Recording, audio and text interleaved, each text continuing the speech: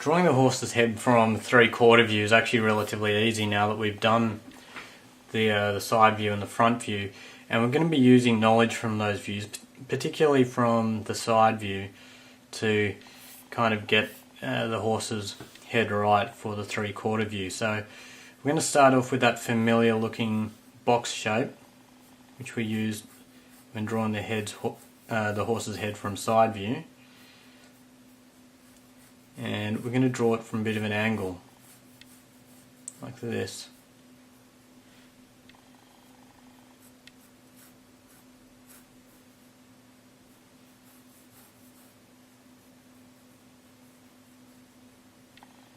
We're just going to project that out to the side, so basically turning it into a box. Might just make that end of it a tiny bit taller. Okay, and these are just approximations. But what we do know is that the halfway point here is about there, so we know the lip is going to be below that point.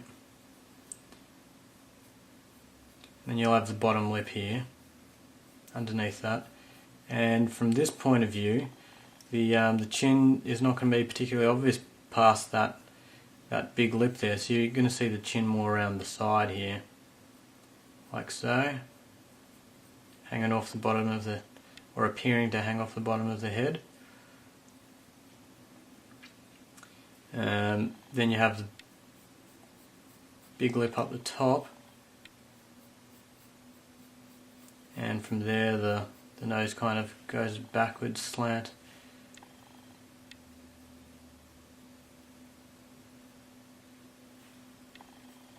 You do want to make sure still that the top lip looks like it's coming further out than the bottom lip, otherwise it won't look right.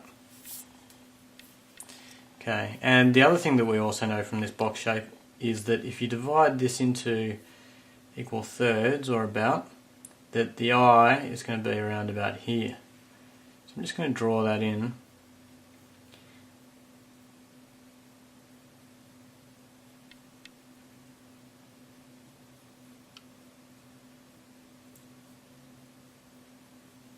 Give it a bit of an eyelid, like so. On the bottom also, some contours. Alright, and the eye, you're also going to find on this side, also at the third way mark, that there'll be a bit of a bump here on the head, which is where the eye, or just above where the eye sits on the other side of the head. And from there back, the head gets narrower. And from there forwards. In fact, the nose, this is going to be like a straight line here, but this region here is considerably thinner than where the eyes are.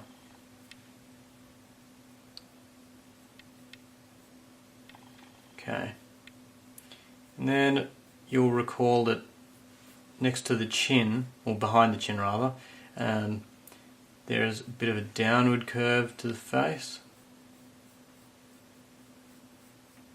I'm not sure if that's correct actually, maybe call it an upwards curve, but it's a curve that comes out like this. And then behind that you have the third curve of the face, which is where the jaw muscles are located. It comes out further forward than the eye, and it comes back in a circular motion, and you can actually give your horse quite a strong jawline here if you want. You can even connect that line up here with the ear, which you've kind of got a bit of a, if you drew an imaginary line straight back here from the eye, from this point on the head tends to get a bit narrower, and then comes up right here to the center point along here where the head's going to be highest, and then it comes back down and meets up with this line here that we've already drawn.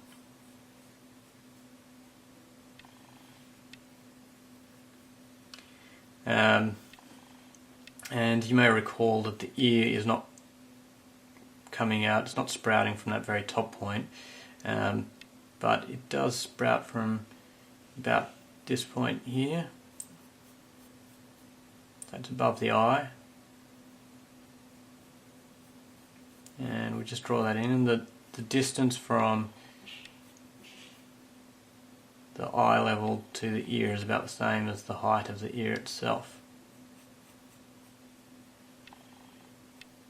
And just draw that in with a bit of a subtle point on the inside of the ear there. And draw the ear on the other side here.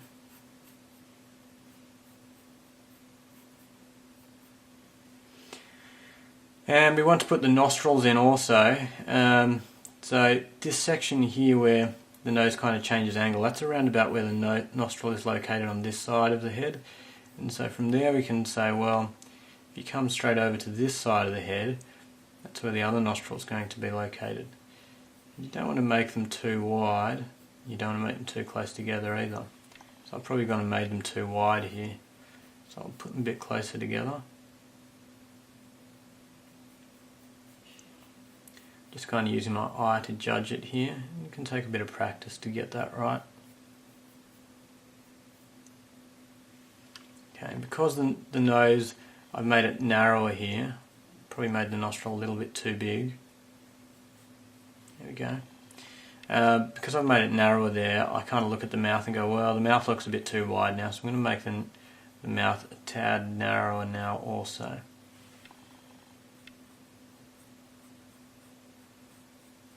Like so.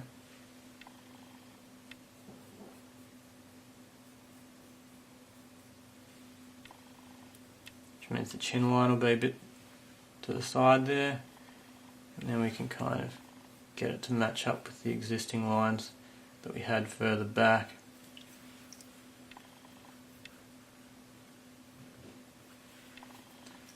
You can put a little bit of a shine on the eye and just darken that in, because horses have very dark eyes.